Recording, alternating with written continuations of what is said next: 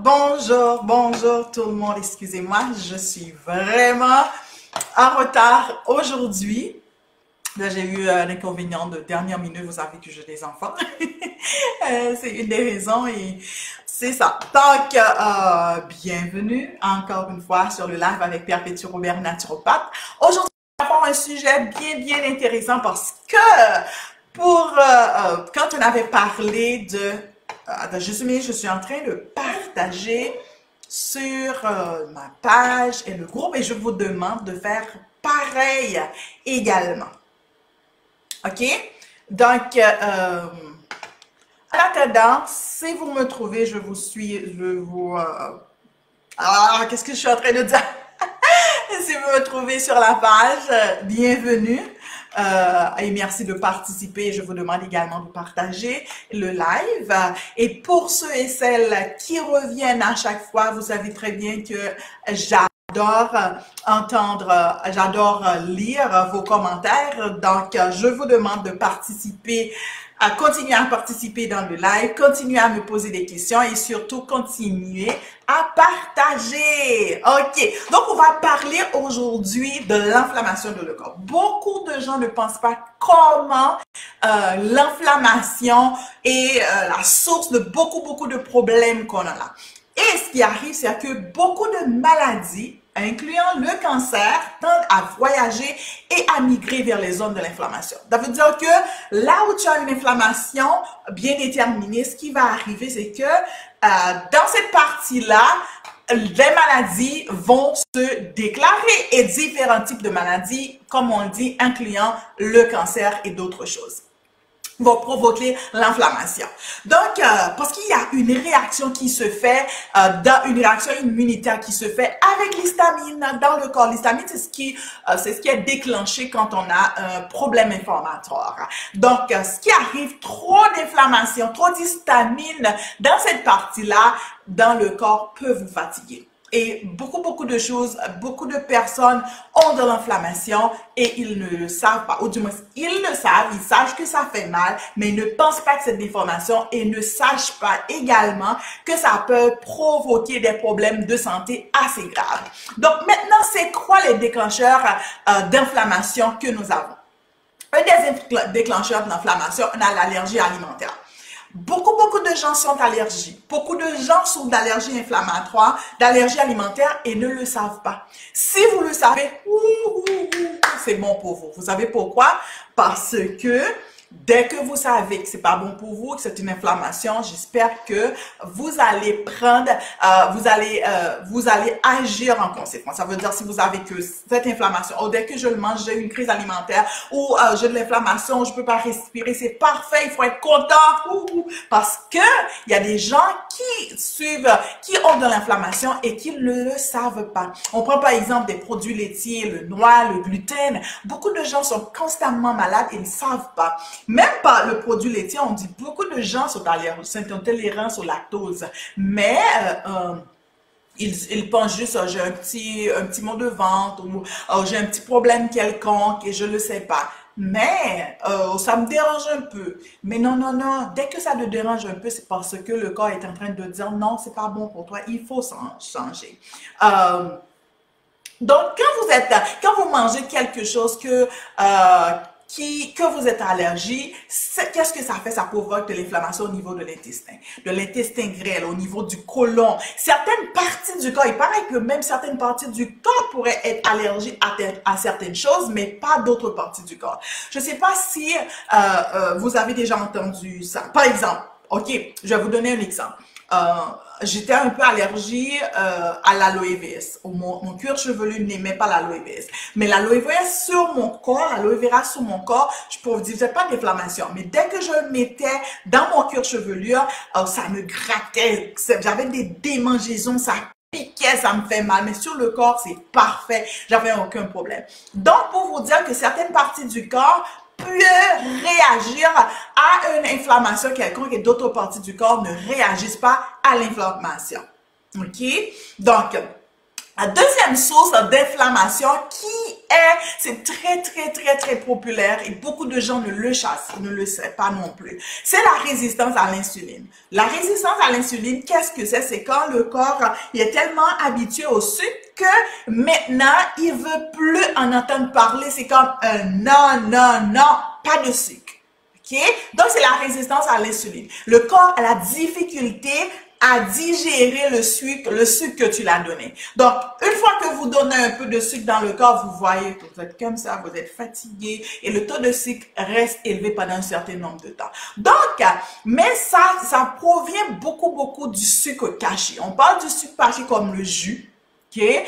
Des jus qu'on dit soi-disant, c'est des jus naturels. Okay? Donc, ça provoque de l'inflammation. C'est-à-dire, ça contient du sucre caché à l'intérieur. On parle du pain, on parle des pâtes, on parle des céréales, on parle des édulcorants. Édulcorants, c'est ce qui donne de la couleur, qui donne du sucre. C'est comme, ça a le goût du sucre, mais c'est pas, en fait, que c'est pas le sucre. On parle de aspartame, par exemple. Avez-vous déjà utilisé l'aspartame? À un certain moment, les gens disent, oh non, je ne prends pas de sucre, je prends du sucralose ou je prends de l'aspartame.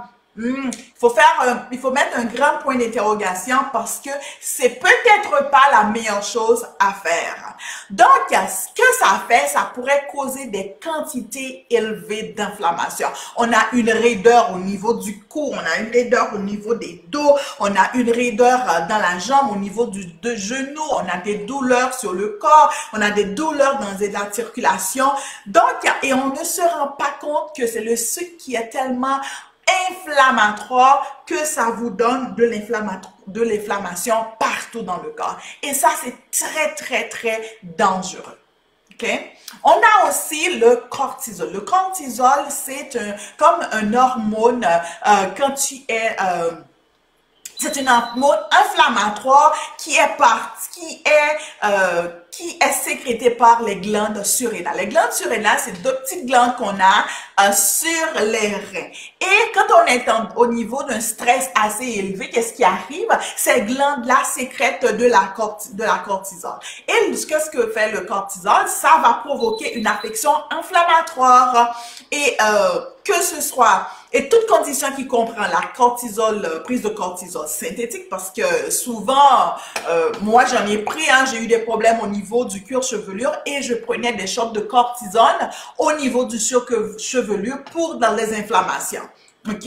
Donc, ce qui arrive, même cette cortisone synthétique-là qui nous est injectée dans le corps va produire une affection, peut provoquer une inflammation.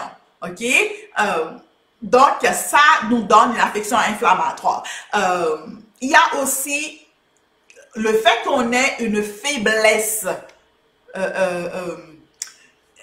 On peut avoir aussi une faiblesse surrénalienne aussi. OK? Donc, ce qui arrive, l'inflammation se pose et puis ça dégénère la santé. OK? Donc, on a aussi des blessures anciennes. Les blessures anciennes. Est-ce que vous avez des blessures anciennes? Je ne sais pas si vous avez. Moi, j'en ai beaucoup de blessures anciennes et je peux te dire quand je suis en période d'inflammation. Par exemple, j'ai eu un accident. Je vous ai peut-être partagé qu'est-ce qui m'est arrivé de mon accident. Donc, j'ai eu 3 os brisés au niveau du genou. Donc, j'ai passé des années en inflammation. J'avais tout le corps était en inflammation. Le genou était constamment. Je pouvais pas marcher. Je pouvais pas faire beaucoup de choses. Donc, j'ai dû avoir 3 chirurgies au niveau du genou.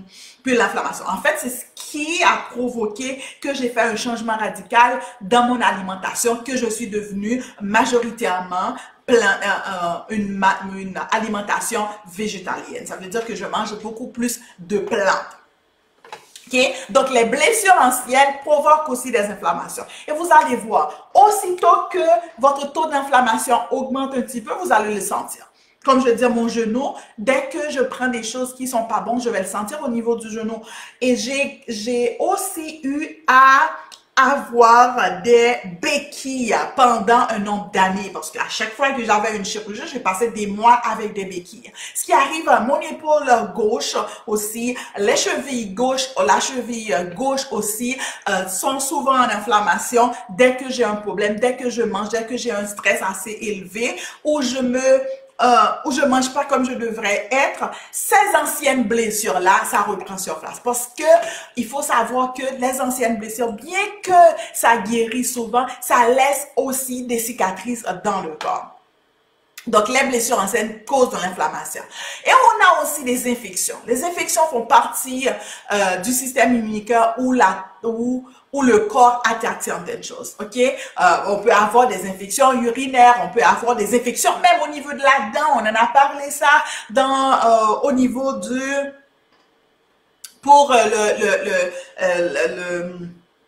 enfin, je perds mes mots.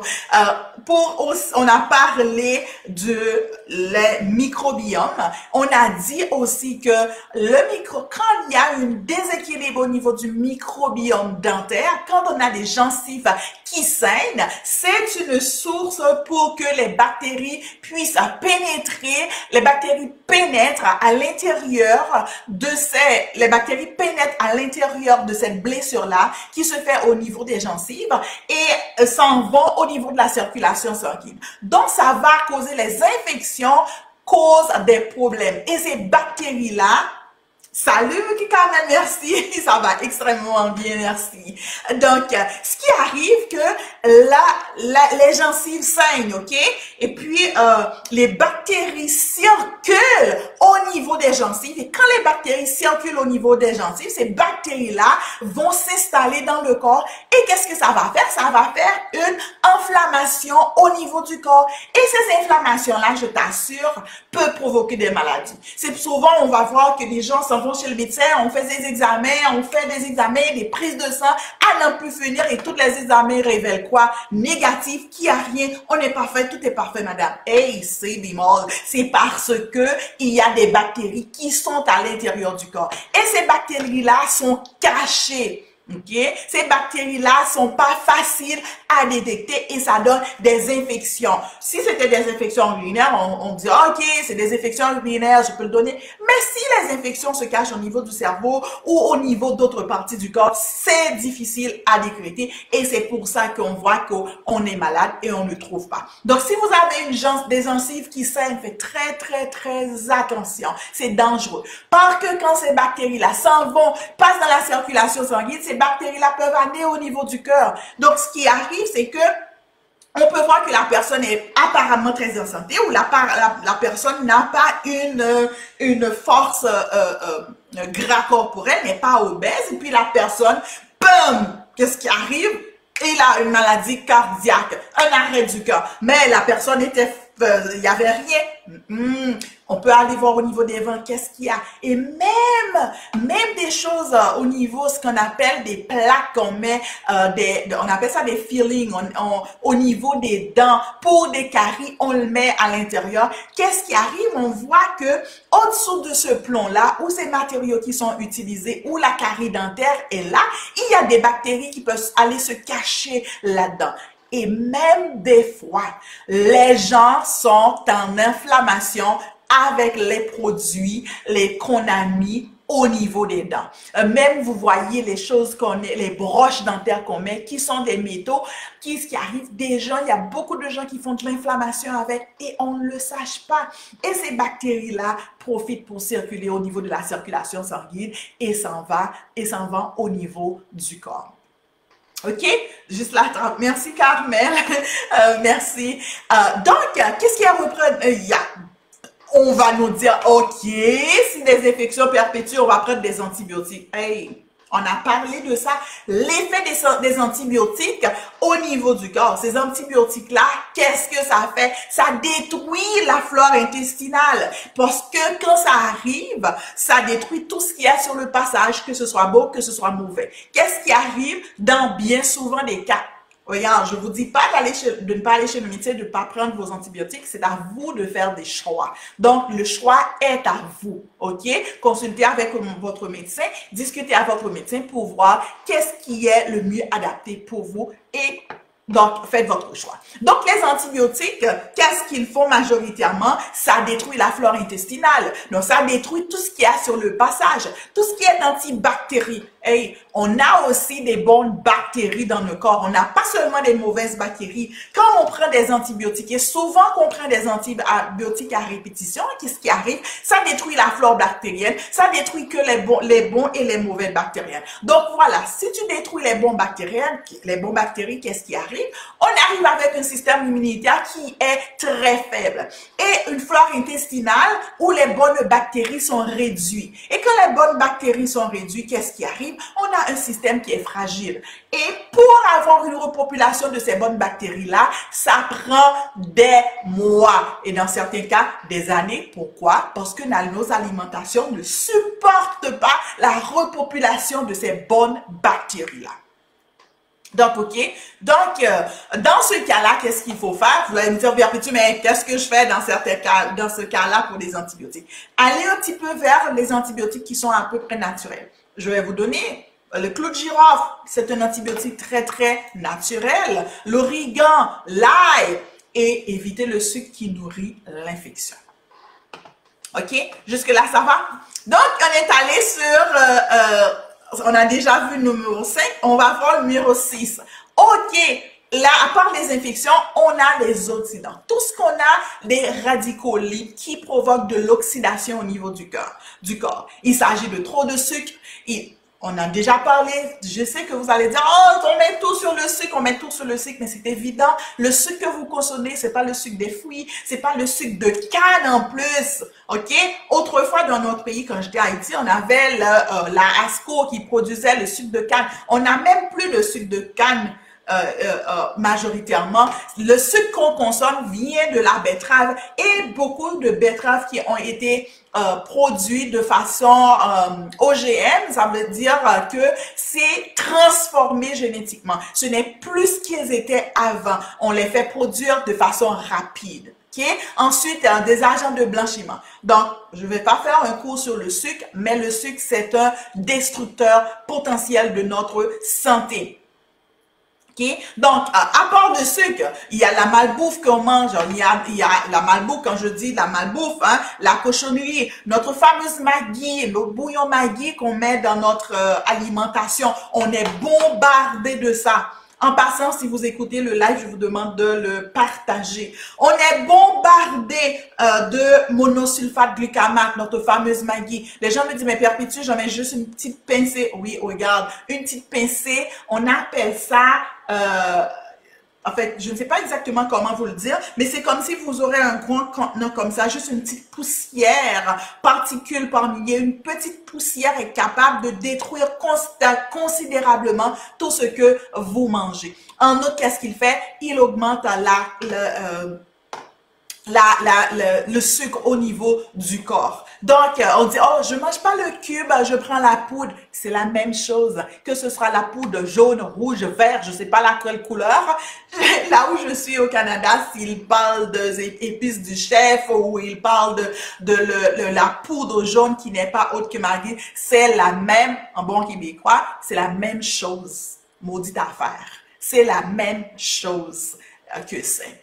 Okay? Et ça détruit notre corps. Non seulement ça nous détruit en tant qu'adultes, mais aussi on est en train d'empoisonner nos enfants et l'enfant de nos enfants parce que nos enfants vont naître avec des problèmes, des difficultés alimentaires et on se demande, mais je ne sais pas pourquoi mon enfant il mange aussi, je ne sais pas pourquoi il prend du poids, parce que vous les nourrissez avec du poison.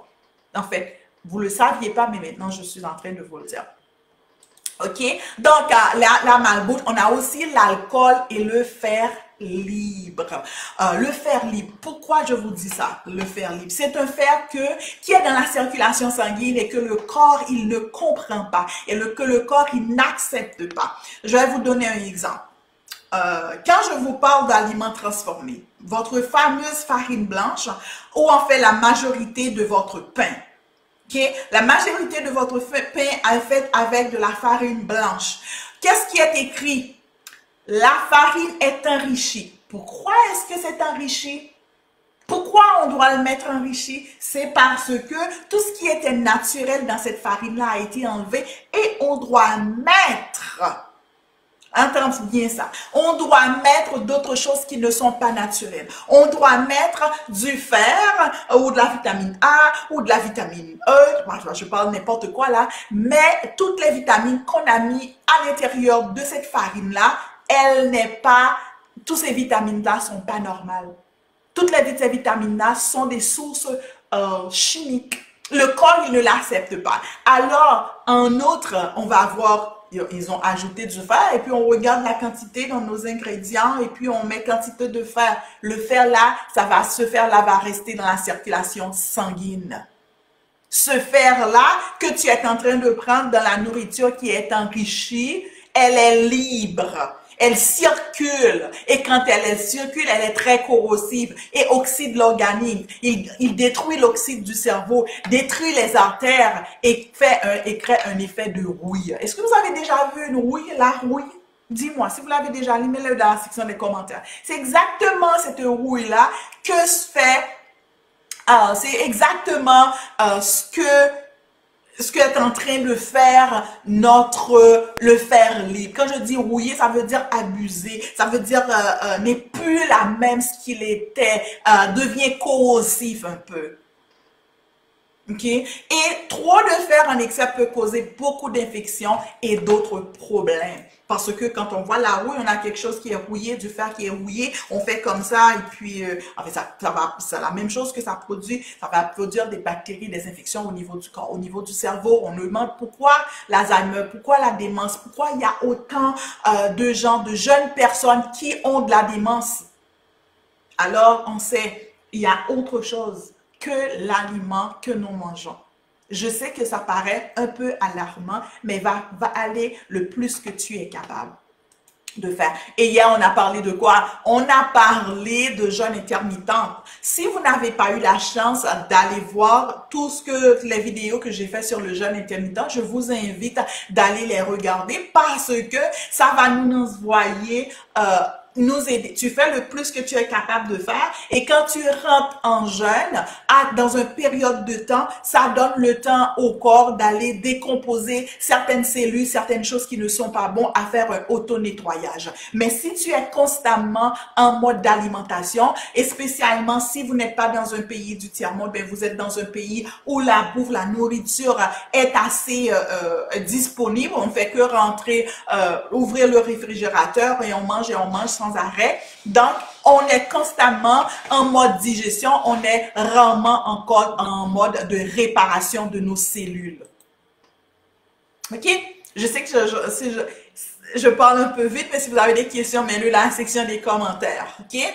Donc, ça cause beaucoup de problèmes, ce fer-là. Et je ne sais pas, avez-vous déjà pris le fer synthétique prescrit?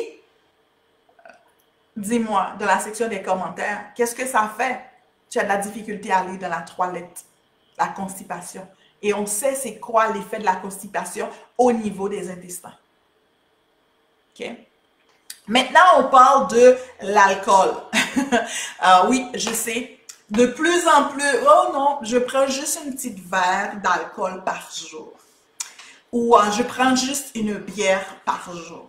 Mais je vais vous dire, le foie est endommagé souvent et cause beaucoup d'inflammation parce que ça va directement dans le foie. L'alcool ne passe même pas au niveau du système digestif que le foie, il s'en va directement dans le foie. On va me dire, mais je ne suis pas sous, je prends juste une verre. OK? Je sais que chaque corps est différent. Okay? Il y a des personnes, juste une petite verre d'alcool et puis ils sont pas là. OK?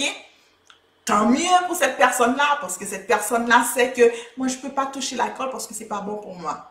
Mais il y en a d'autres qui consomment l'alcool et ne savent pas qu'est-ce que ça cause. Ça, c'est encore plus dangereux. Ils peuvent prendre un tonneau d'alcool et ils sont corrects. Mais je suis correct. je suis correcte, mais on ne sait pas qu'est-ce qu'il fait. On ne sait pas ce que cet alcool-là fait dans notre corps. Okay? Et d'autant plus, c'est pas ça. Oui, on va me dire que les gens d'autrefois buvaient de l'alcool. Je dis toujours, ok, mais c'est quoi l'environnement? C'est quoi les autres choses qui étaient autour d'eux? Leur nourriture était très saine majoritairement.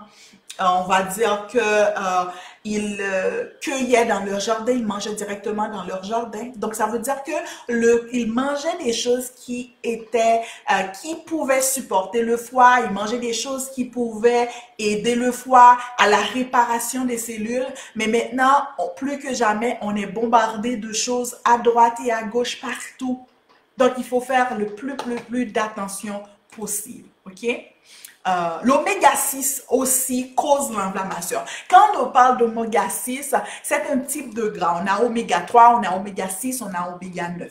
Mais ce qui arrive, c'est que pour une quantité telle d'oméga 3, il aurait oméga 6, on aurait une quantité égale d'oméga 3. Mais on ne consomme pas suffisamment d'oméga 3 ou on en trouve, ou ce qu'on mange majoritairement n'est pas assez riche en oméga 3. Donc, on a une alimentation qui est très riche en oméga 6.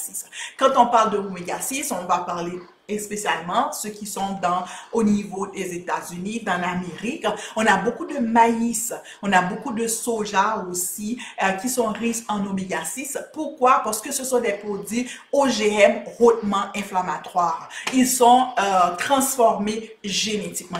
Les hommes sont allés jouer dans leur génétique. Donc, ils sont beaucoup, par exemple, dans le maïs. Donc, il n'est plus ce qu'ils étaient avant. Ce sont, joués génétiquement. OK? Certaines personnes, c'est les noix crues, OK? Donc, c'est pour ça que souvent, on demande à ce que les noix soient trempées. Okay. C'est pas tout le monde qui réagit, mais ces noix-là contiennent des inhibiteurs d'enzymes et tendent à créer un problème de digestion, en particulier dans la vésicule biliaire. Okay. Donc, je ne sais pas si vous avez remarqué de plus en plus de gens souffrent de problèmes de vésicule biliaire et de plus en plus de gens, on les enlève des vésicules biliaires. Moi, dans mes amis, je pense que j'en ai 1, 2, 3, 4, 5 que je connais déjà qui n'ont pas de vésicule biliaire. Et je ne parle pas de personnes âgées, hein. Je parle des personnes qui sont de mon âge et qui sont un petit peu plus jeunes. Donc, beaucoup de choses vont congestionner la vésicule biliaire et produire de l'inflammation. Donc, qu'est-ce qui arrive dans ce problème de vésicule biliaire aussi? Dans ce problème de vésicule biliaire, selon Dr. Eric Berg, il dit que la vésicule biliaire congestionnée gonfle et devient déficiente en bile. C'est ce qu'il a remarqué avec des gens qu'il a traités. Donc, ça pourrait causer des ballonnements et des conditions inflammatoires dans l'intestin. Les gens me disent, je suis souvent ballonné, je suis souvent ballonné. Peut-être que ce serait une congestion au niveau de la vésicule biliaire qui cause ces ballonnements-là. Et dès qu'on parle de congestion, dès qu'on parle de ballonnement, ça doit nous mettre un puce à l'oreille que de l'inflammation, que ça va pas bien, qu'il y a des problèmes que je dois adresser pour enlever ces inflammations-là qui se trouvent là. OK? Donc, ce sont les 10 choses qui nous posent dans l'inflammation dans le corps et des inflammations que des fois qu'on ne savent pas. C'est pas quand on voit que la peau est gonflée qu'on a seulement de l'inflammation, mais le corps nous envoie des petits messages pour nous dire qu'il y a de l'inflammation. On parle, je vais récapituler, on parle d'allergie alimentaire, on parle de résistance à l'insuline, on parle de la cortisol, on parle de blessures anciennes, on parle d'infections et surtout des infections au niveau des dents, on parle de le fer libre, on a parlé d'alcool, de l'oméga 6 que souvent on trouve dans le maïs, dans le soja et des noix crues et de la vésicule biliaire qui cause de l'inflammation au niveau du corps. Donc, c'est ça. Si vous avez des questions, n'hésitez pas à les mettre dans la section des commentaires et si vous voulez avoir une consultation gratuite avec moi, alors, je vais mettre mon lien dans la section des commentaires. C'est juste une petite 15 minutes que tu parles avec moi, tu me partages ce que tu as et puis on pourrait voir comment est-ce que je pourrais t'aider à sortir de la santé de l'enfer ou avoir une meilleure santé. Est-ce qu'on a besoin d'attendre d'être malade pour faire une consultation en naturopathie? Non, on n'en a pas besoin d'être malade car la prévention vaut mieux que d'être malade. Est-ce que on me pose souvent la question, mais j'ai rien. Donc, mais oui, mais il faut savoir comment prendre meilleur soin de ton corps afin d'éviter d'être malade. Et des fois, tu réveilles la nuit peut être un signe. Aller à la toilette juste une fois, ça peut être un signe qu'il y a de la constipation au niveau du corps. Il y a des choses à faire. Donc, il y a certaines choses. Quand vous consultez avec moi, je vous ai donné la base d'avoir une meilleure santé. OK? Et comme vous le savez, je fais aussi des produits pour les cheveux naturels. J'ai mon beurre, c'est des choses vraiment que je fais dans ma cuisine. C'est fait à base de plantes.